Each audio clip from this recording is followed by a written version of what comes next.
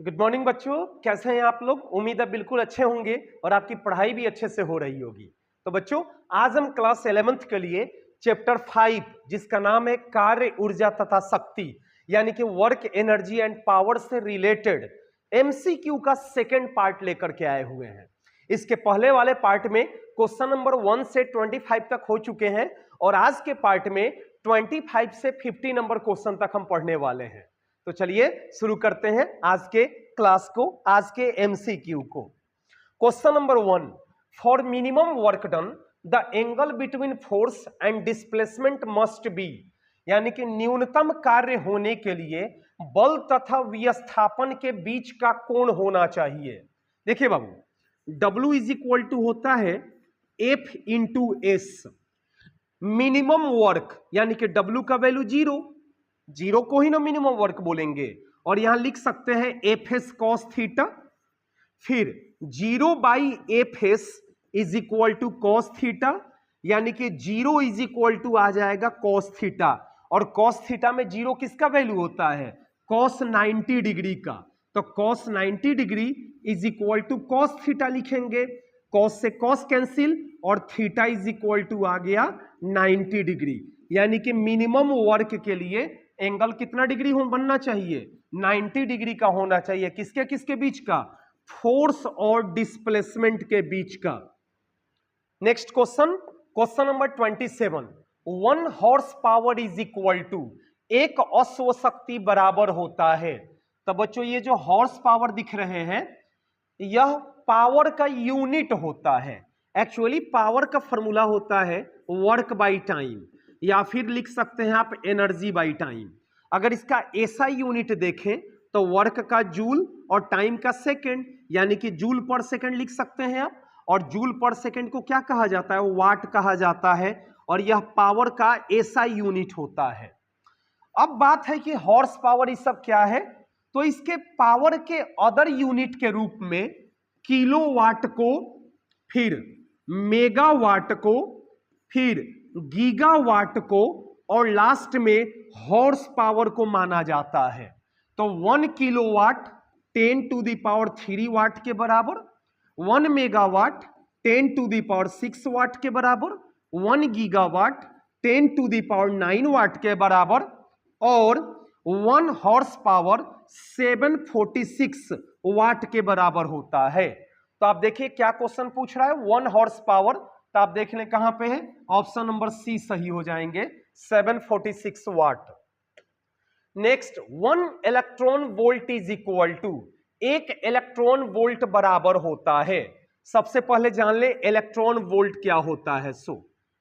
तो बच्चों, जब किसी इलेक्ट्रॉन को 1 वोल्ट का पोटेंशियल डिफरेंस दिया जाए, यानी कि जब किसी इलेक्ट्रॉन को 1 वोल्ट दिया जाए, उस समय एक इलेक्ट्रॉन के द्वारा जितना एनर्जी कंज्यूम किया जाता है उसी को इलेक्ट्रॉन वोल्ट कहा जाता है।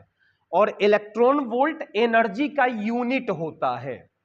तो बच्चों, 1 इलेक्ट्रॉन वोल्ट का मतलब हुआ कि 1 इलेक्ट्रॉन को 1 वोल्ट देने पर जितना एनर्जी कंज्यूम हुआ, यानी कि जितना उसे ऊर्जा मिला। तो 1 इलेक्ट्रॉन का चार्ज लिख दीजिए 1.6 into 10 to the power -19 coulomb, और 1 volt overall 1.6 10 to the power -19 और कूलम वोल्ट क्या रिजल्ट दे रहा है? एनर्जी दे रहा है। और एनर्जी का यूनिट जूल होता है, यानी कि 1 electron volt 1.6 into 10 to the power -19 joule के बराबर होता है। अब आप देख रहे हैं हमारा ऑप्शन कहां है, तो हमारा ऑप्शन नंबर ए दिख रहा है, 1.6 into 10 to the power -19 joule. Next, question number 29, relation between kinetic energy and linear momentum is, गतिज ऊर्जा तथा रेखीय संवेग के बीच संबंध होता है। देखिए बाबू, मोमेंटम का फॉर्मूला होता है m इंटू भी, यहां से भी निकालिए तो ये हो जाएगा p/m। अब काइनेटिक एनर्जी का फॉर्मूला आप पढ़े होंगे 1/2 mv²। तो 1/2 m और v का वैल्यू रखिए कितना है, p/m है ना, तब p/m का होल स्क्वायर, यानी कि 1/2 m और p का स्क्वायर p स्क्वायर और m का स्क्वायर m स्क्वायर हो जाएगा, m से m कैंसिल, तो हमारे पास बच गया p स्क्वायर और 2 और m मिलकर के 2m, यानी कि काइनेटिक एनर्जी इक्वल टू हो जाएगा p स्क्वायर बाई 2m। आप देखें कहां से ऑप्शन है, ऑप्शन नंबर डी सही है। बच्चों एक और रिलेशन होता है कि काइनेटिक एनर्जी इक्वल टू होता है pv बाई 2। ये तब होगा, यहां वेलोसिटी निकाले हैं ना, अगर आप मास निकाल के इसमें वैल्यू पुट करेंगे तो pv बाई 2 आएगा, लेकिन यहां तो मास से रिलेशन पूछ रहा है, तो हमारा ऑप्शन नंबर डी सही हो जाएगा। Next, mechanical energy is the sum of, यांत्रिक ऊर्जा किसके योग के बराबर होता है? तो बच्चों मैकेनिकल एनर्जी जो होते हैं वो काइनेटिक एनर्जी और पोटेंशियल एनर्जी के सम के बराबर होते हैं, यानी कि गतिज ऊर्जा और स्थितिज ऊर्जा। अब आप देख लें कहां है काइनेटिक एनर्जी और potential energy, option number A सही होगा। Next 31, which of the following is not possible without linear momentum, निम्न में से कौन बिना रेखीय संवेग के संभव नहीं है? देखिए बाबू, आप अभी फॉर्मूला पढ़े हैं कि काइनेटिक एनर्जी का फॉर्मूला होता है p स्क्वायर बाई 2m। अगर मोमेंटम ना हो, p का मतलब होता है मोमेंटम, जिसको हिंदी में संवेग कहा जाता है। अगर संवेग न हो यानी कि मोमेंटम का वैल्यू 0 हो जाए, तो क्या लिख सकते हैं, काइनेटिक एनर्जी तो 0 का स्क्वायर अब बाई 2m, और काइनेटिक एनर्जी कितना हो जाएगा, 0 हो जाएगा ना, यानी कि काइनेटिक एनर्जी हो ही नहीं पाएगा। आई मीन लीनियर मोमेंटम के एब्सेंस में काइनेटिक एनर्जी पॉसिबल नहीं है, गतिज ऊर्जा संभव नहीं है। बाकी सब संभव है, लेकिन यहां पर गतिज ऊर्जा संभव नहीं है बच्चों, बाकी सब संभव है, ठीक है ना, बस गतिज ऊर्जा संभव नहीं है। Next question, relation between work and heat is, कार्य तथा उष्मा के बीच संबंध होता है। तो बच्चों ये तो आपको पता है कि वर्क जो होता है वो डायरेक्टली प्रोपोर्शनल होते हैं हीट के, जितना ज्यादा वर्क होगा उतना ज्यादा हीट प्रोड्यूस होगा। और आपको ये भी पता है कि जब प्रोपोर्शनल का चिन्ह हटाते हैं तो इक्वल टू का साइन जोड़ते हैं, और यहां पर एक कांस्टेंट टर्म आता है जे, यानी कि यहां पर जे को कांस्टेंट कहा जाता है, और इसका वैल्यू होता है 4.2 जूल पर कैलोरी, ठीक है ना। तो आप देख लें कि कौन सा ऑप्शन सही होगा, ऑप्शन नंबर ए भी सही है और ऑप्शन नंबर बी भी सही है। इट मींस कि ऑप्शन नंबर डी सही हो जाएगा, both A and B. Next question number 33, if mass of an object is doubled what will be its new kinetic energy, अगर किसी वस्तु के द्रव्यमान को दोगुना कर दिया जाए तो उसकी नई गतिज ऊर्जा हो जाती है। देखिए बाबू, काइनेटिक एनर्जी का फॉर्मूला क्या होता है, 1/2 mv स्क्वायर। तो फर्स्ट काइनेटिक एनर्जी मान लेते हैं। अब सेकंड काइनेटिक एनर्जी में कह रहा है कि मास को डबल कर दिया जाए, ठीक है ना। तो हमने 2m लिख दिया, 2 को बाहर कीजिए तो 2/2 इंटू 1/2, और यहां लिख सकते हैं mv स्क्वायर। अब देखिए 2 इंटू 1/2 mv स्क्वायर किसके बराबर है, फर्स्ट वाले काइनेटिक एनर्जी के बराबर है, यानी कि जो नया काइनेटिक एनर्जी होगा वो पुराने वाले काइनेटिक एनर्जी का डबल हो जाएगा, यानी कि हमारा ऑप्शन नंबर ए सही हो जाएगा कि दोगुना हो जाएंगे। Next, if velocity of an object is doubled then its new kinetic energy will, अगर किसी वस्तु के वेग को दोगुना कर दिया जाए तो नई गतिज ऊर्जा हो जाएगी। देखिए बाबू, काइनेटिक एनर्जी का फॉर्मूला 1/2 mv स्क्वायर, फर्स्ट वाला काइनेटिक एनर्जी पुराना वाला। अब सेकंड वाले में कह रहा है कि वेलोसिटी को डबल कर दिया जाए, तो 2 भी कर दिए तो 1/2 m रहने दीजिए, और 2 का स्क्वायर 4 भी स्क्वायर हो गया, 4 को बाहर कीजिए तो 4 इंटू 1/2 का 1/2 और mv स्क्वायर हो जाएगा। काइनेटिक एनर्जी 2 निकाल रहे हैं। अब यहां देखिए काइनेटिक एनर्जी 2 बराबर 4 इंटू 1/2 mv² आया है, यानी कि 4 इंटू 1/2 mv²। आप देखें 1/2 mv² किसके बराबर है? पुराने वाले काइनेटिक एनर्जी के बराबर है। I mean second kinetic energy means new kinetic energy पुराने वाले काइनेटिक एनर्जी का 4 टाइम्स हो जाएगा। अगर मास को डबल करोगे तो रिजल्ट डबल मिलेगा, लेकिन वेलोसिटी को डबल करेंगे तो रिजल्ट 4 टाइम्स मिलेंगे। Next question number 35, due to retarding force the new work done is, अवमंदक बल के कारण किया गया कार्य होगा। तो W इज इक्वल टू बाबू होता है ना F इंटू एस, अकर है रिटार्डिंग फोर्स। रिटार्डिंग फोर्स यानी कि जो ऑब्जेक्ट के मोशन को कम कर रहा हो, तो रिटार्डिंग फोर्स को हम निगेटिव ऑफ फोर्स लिख सकते हैं। इसको आप लिख सकते हैं निगेटिव F इंटू एस, यानी कि आपका वर्क किस में आ गया? निगेटिव आ गया, यानी कि हमारा ऑप्शन नंबर ए सही हो जाएगा। Next question, light and a heavy body have equal momentum, which one has greater kinetic energy?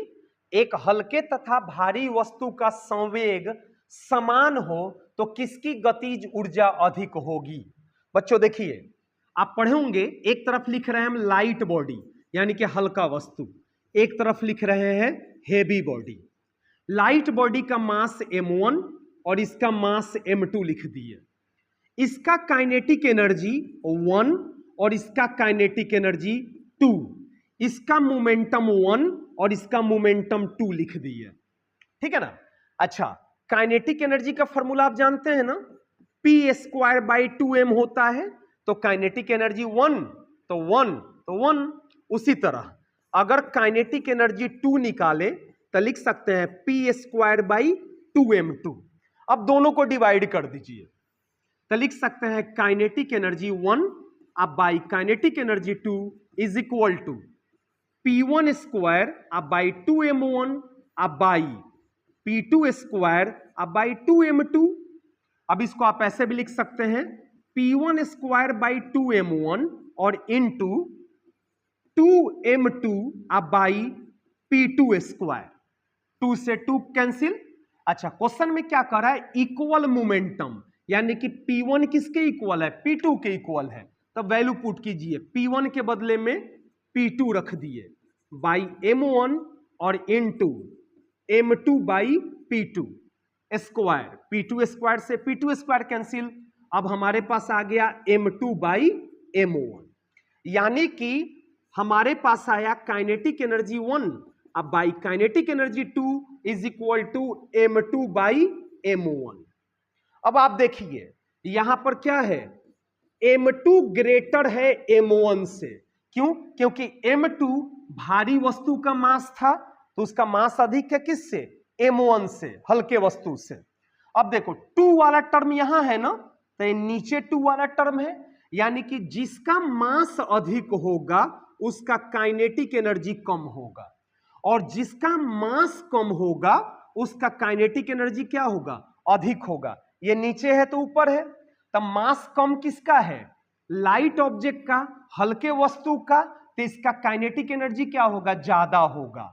तो क्वेश्चन में पूछ रहा है ना कि which one has greater kinetic energy, तो किसका काइनेटिक एनर्जी अधिक होगा? हल्के वस्तु का, यानी कि ऑप्शन नंबर ए सही होगा।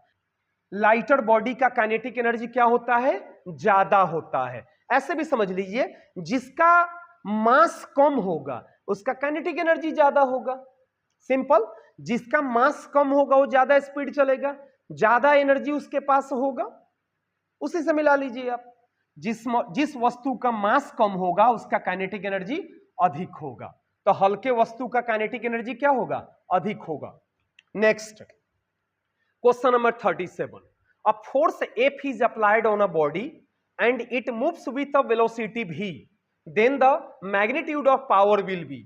एक वस्तु पर बल F लगाया गया तथा वस्तु v वेग से गतिमान हो गया तो शक्ति का परिमाण होगा। देखिए बाबू, पावर का फॉर्मूला होता है वर्क बाई टाइम, वर्क का एक और फॉर्मूला होता है फोर्स इंटू डिस्प्लेसमेंट, और बाई टाइम कर दीजिए।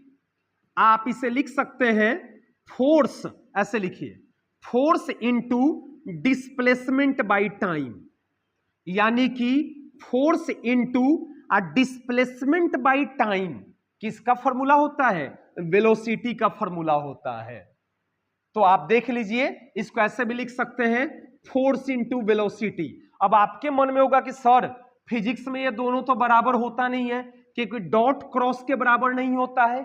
ये तब बराबर नहीं होता है जब इसके ऊपर एरो साइन दिया हुआ रहे, तब ये कभी भी एक दूसरे के बराबर नहीं होंगे। लेकिन विदाउट एरो को दोनों को स्केलर फॉर्म में दोनों में से किसी को भी लिखा जा सकता है, लेकिन वेक्टर फॉर्म में एक दूसरे के बराबर हम नहीं लिख सकते हैं। तो यहां पर तो एरो साइन कहीं नहीं दिख रहा है, यानी कि स्केलर फॉर्म में है। तो आप देख लीजिए, ये ऑप्शन में हो तो ये ऑप्शन में हो तो, लेकिन वेक्टर फॉर्म में अगर रहता तो आप क्या देखते? ये वाला आंसर देखते, ठीक है ना, ये आंसर नहीं देखते। अगर दोनों के ऊपर एरो साइन होता तो ये वाला आंसर सही होता, लेकिन अगर आप एरो साइन हटा दें तो इसको भी लिख सकते हैं और इसको भी लिख सकते हैं। आप देख लीजिए, ऑप्शन नंबर ए सही होगा। Next question, if the kinetic energy of a particle is double then its new momentum will, अगर वस्तु के गतिज ऊर्जा को दोगुना कर दिया जाए तो इसका संवेग हो जाएगा। देखिए बाबू, काइनेटिक एनर्जी का फॉर्मूला होता है p²/2m, होता है ना।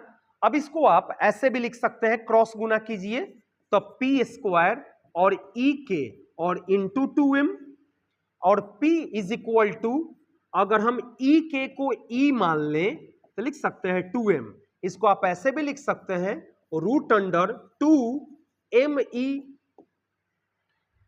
इसको एक और तरीका से आप लिख सकते हैं, √2 और इंटू √me, एक ही चीज है, ठीक है ना। ये P1 हो गया, आप इसको गुना करेंगे तो फिर ये अंदर में आ जाएगा, ये P1 निकल गया।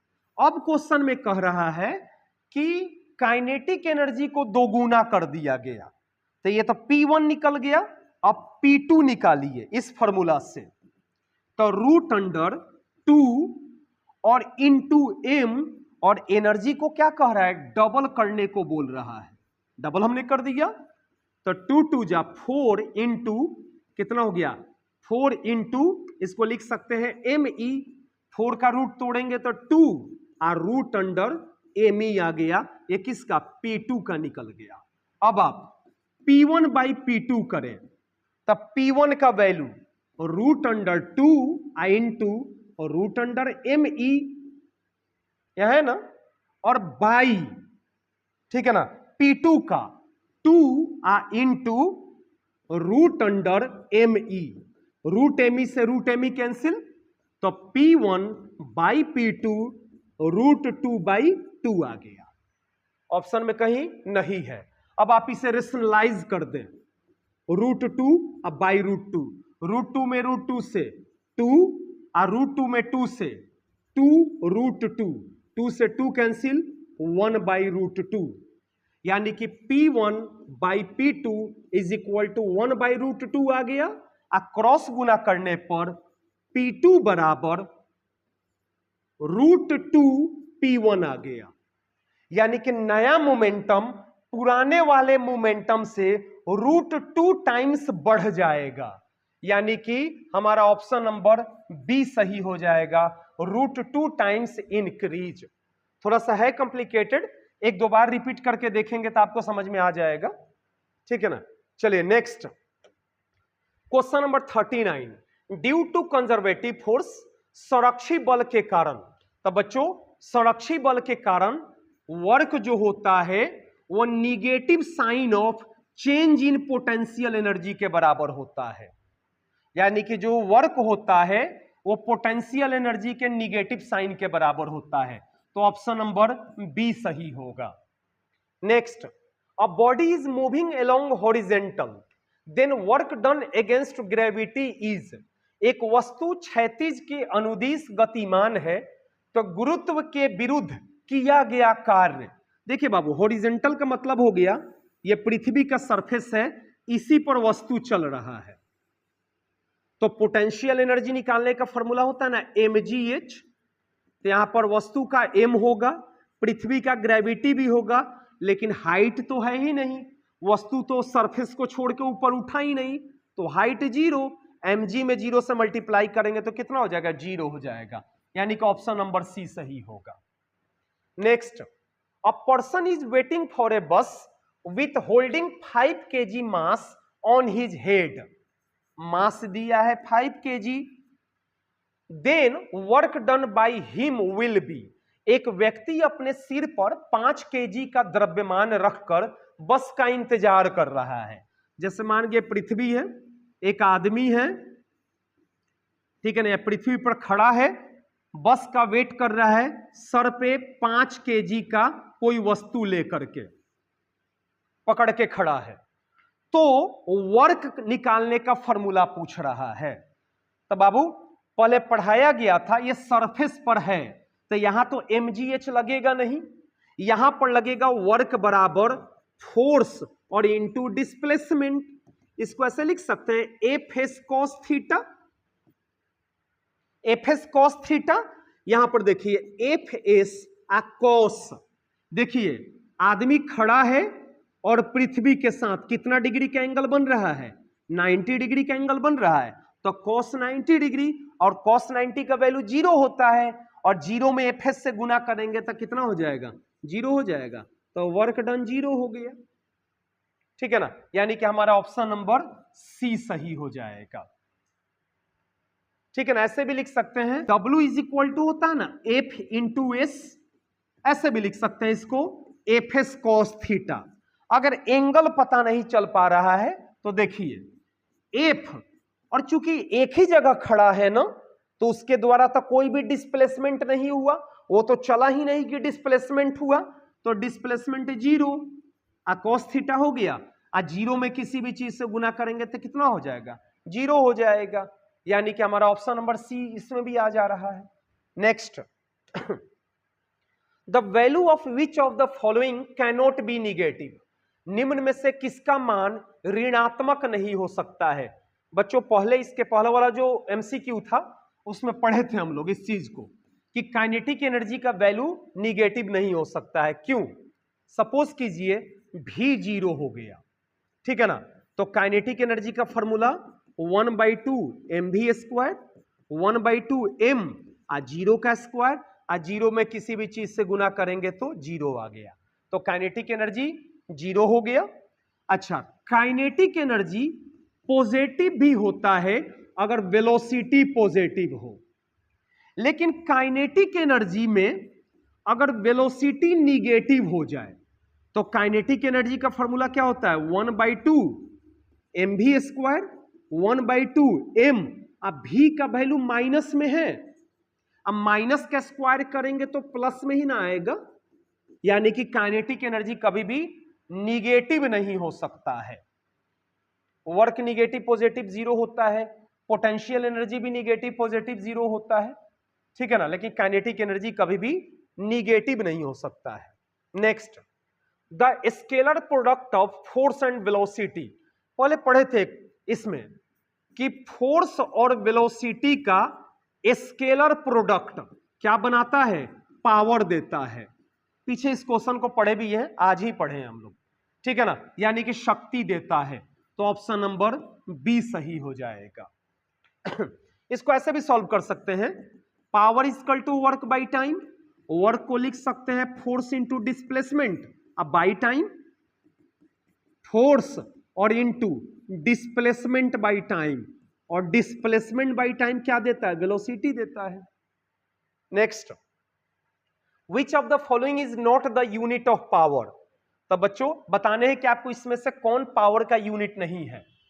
वाट होता है, हॉर्स पावर होता है, किलो वाट आवर भी होता है, बस जूल सेकंड नहीं होता है, यानी कि ऑप्शन डी सही हो जाएगा। जूल का मतलब वर्क हो जाएगा और सेकंड का मतलब टाइम, ये तो फॉर्मूला ही नहीं मिल रहा है। Next 45, when work done is 0 it means the speed of body will, जब किया गया कार्य शून्य हो जाता है तो वस्तु का चाल होगा। देखिए बाबू, वर्क का एक फॉर्मूला पढ़े थे, चेंज इन काइनेटिक एनर्जी, तो चेंज इन काइनेटिक एनर्जी का फॉर्मूला होता है ये वाला। तो अगर बॉडी का स्पीड यूनिफॉर्म हो जाए, यूनिफॉर्म का मतलब एक समान हो जाए, तो उस कंडीशन में u v के बराबर हो जाएगा। तो 1/2 m, v को u मान लीजिए, u square minus u square कितना हो गया 0, और टोटल टर्म 0 बन गया। तो वर्क डन कितना हो गया 0 हो गया। यानी कि अगर यूनिफॉर्म स्पीड हो वस्तु का तो वर्क डन कितना होता है 0 होता है। ऐसे भी अगर वस्तु नहीं भी चल रहा हो, वस्तु रेस्ट में भी हो, तो वर्क डन क्या होता है 0 होता है। Next, work done by conservative force is always, संरक्षी बल के द्वारा किया गया कार्य हमेशा होता है। तो बच्चों इसका ऑप्शन डी सही होगा। 0 भी होता है। 0 कब होगा जब वस्तु गया और वापस आ जाए, अपने ही पॉइंट पर वापस आ रहा है। तो इस कंडीशन में W1 ये W2 जहां से चला और फिर अगर उसी पॉइंट पर वापस आ जाता है, इनिशियल पॉइंट और फाइनल पॉइंट, ये फाइनल तो है नहीं, वस्तु गया और फिर वापस आ गया, फाइनल यही हो गया। तो जब किसी वस्तु का इनिशियल फाइनल के बराबर हो जाए तो 0 होता है। जब वस्तु केवल आगे जा रहा हो और फोर्स भी उसी डायरेक्शन में लग रहा हो तो पॉजिटिव होगा। जब ऑब्जेक्ट आगे जा रहा हो और फोर्स अपोजिट डायरेक्शन में लग रहा हो, जैसे पृथ्वी से किसी वस्तु को ऊपर लेके जाते हैं तो यहां पर क्या हो जाएगा -mgh हो जाता है ना। पृथ्वी तो नीचे खींच रही है तो फोर्स नीचे लग रहा है और वस्तु ऊपर जा रहा है, दोनों का डायरेक्शन अपोजिट है तो माइनस हो गया। तो माइनस भी होता है, यानी कि तीनों सही होगा। Next, a particle is displaced through, यानी कि डिस्प्लेसमेंट दिया हुआ है 4I + 3J, फोर्स लग रहा है 3I न्यूटन, और ये किस में है मीटर में है। पूछ रहा है कि वर्क निकालो, तो वर्क का फॉर्मूला होता है फोर्स इंटू डिस्प्लेसमेंट। फोर्स है 3I और डिस्प्लेसमेंट है 4I + 3J। जब यहां डॉट प्रोडक्ट हो ना बाबू, तो सेम को सेम के साथ गुना कर दो, बाकी को छोड़ दो। तो 3 में 4 से 12 हो गया, और I में I से कितना हो जाएगा I स्क्वायर हो गया, और I तो यूनिट वेक्टर है, उसका वैल्यू 1 होता है, तो कितना हो गया 12 जूल, यानी कि ऑप्शन नंबर बी सही होगा। Next, in the term of force and velocity unit of power is, बल तथा वेग के पदों में शक्ति का मात्रक होगा। देखिए बाबू, power is equal to work by time, इसके टर्म में नहीं पूछ रहा है, इसके टर्म में पूछता तो जूल पर सेकेंड या फिर वाट लिख देते। लेकिन फोर्स और डिस्प्लेसमेंट, फोर्स और किसके टर्म में वेलोसिटी के टर्म में पूछ रहा है, तो वर्क का formula force into displacement by time, इसको लिख सकते हैं force into displacement by time. और आपको पता है कि डिस्प्लेसमेंट बाई टाइम वेलोसिटी के बराबर होता है। अब वैल्यू पुट कीजिए, फोर्स का न्यूटन और डिस्प्लेसमेंट का मीटर पर सेकेंड, तो न्यूटन मीटर पर सेकेंड आ गया, यानी कि पहला ऑप्शन मिल गया। अब आप देखिए आगे, न्यूटन मीटर पर सेकेंड है ना, न्यूटन को आप लिख सकते हैं KG metre per second square, ऊपर मीटर है और नीचे सेकेंड है पहले से, तो KG metre square by second square, और सेकेंड का पावर 3 यहां पर है कहीं नहीं है। अगर यहां पर 3 रहता तो ऑप्शन बी भी सही होता, लेकिन ये सेकेंड का पावर 3 है, यहां सेकेंड का पावर कितना 2 है, तो सिर्फ ऑप्शन नंबर ए सही होगा। अगर यहां 3 रहता तो ये भी सही होता। Next, work done is the measurement of energy, निम्न में से किसका मापन कार्य होता है ऊर्जा का। डेफिनेशन ही होता है कि द कैपेसिटी और ability to do work is called energy, कार्य करने की जो क्षमता होती है उसे ऊर्जा कहते हैं, यानी कि कार्य ही ऊर्जा है, ऊर्जा ही कार्य है। Work is energy and energy is work. थोड़ी सी तबीयत खराब है, ठीक है ना, इससे थोड़ा सा बोलने में भी दिक्कत हो रहा है, काफी दिक्कत महसूस हो रहा है। चलिए नेक्स्ट और आज का last question, the gravitational potential energy depends, गुरुत्वीय स्थितिज ऊर्जा निर्भर होता है। देखिए बाबू, ग्रेविटेशनल पोटेंशियल एनर्जी का फॉर्मूला क्या होता है, mgh, मास पर डिपेंड होता है और हाइट पर डिपेंड होता है, ग्रेविटी पर भी होता है। तो ग्रेविटी तो है नहीं, तो ऑप्शन नंबर ए भी सही, बी भी सही, यानी कि ओवरऑल सी सही।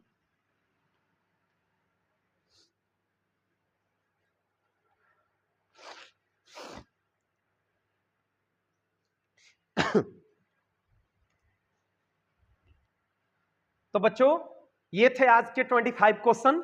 मिलते हैं नेक्स्ट क्लास में, तब तक के लिए खुश रहिए, सुरक्षित रहिए और सबसे इंपॉर्टेंट पढ़ते रहिए। Thank you so much Babu.